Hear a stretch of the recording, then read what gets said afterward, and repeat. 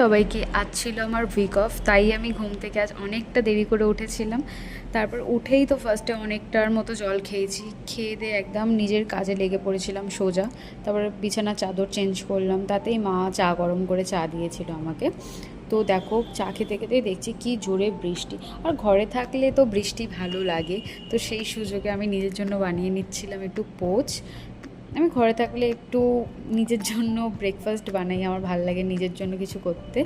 তো মুড়ি, নর্মাল আলুর তরকারি আর ডিম ভাজা দিয়ে তো নিজের ব্রেকফাস্টটাকে একদম ডান করে চলে গেছিলাম সোজা পেডিকেয়ার করতে। একটু তো প্যাম্পার করতে হয় একটা দিন। তো এটা করে আমি স্নান শেষ করলাম, তো ভাবলাম ওয়েদারটা ভালো, তো চলো একটু ভিডিও করা যায়। আর আমি ইনস্টাগ্রামে পোস্ট করেছি আমার অনেক কটা রিলস, তোমরা দেখে সবাই লাইক করো, জানিও কেমন হয়েছে। তো সমস্ত কিছু চেঞ্জ করলাম, করেই লাঞ্চ করলাম। লাঞ্চে ছিল চিকেন ভাত, খেয়ে তো সোজা ঘুম।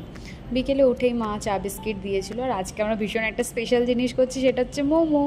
আমি, মা, বাবা, মাসি, বোন সবাই মিলে মোমো বানাচ্ছিলাম ঘরে। আমি তো প্রায় 10টার মতো খেয়েছি, আর এটা এত টেস্টি হয়েছিল মানে কি বলবো। আমি তো আর রাতে কিছু খেতেই পারিনি এটা খাওয়ার পর। 10টা কি আর কে খেতে পারে। তো এটা খেয়েই আমি শুয়ে পড়েছিলাম, এটাই আমার ডিনার ছিল। সবাই জানিও আজকের ব্লগটা কেমন লেগেছে তোমাদের।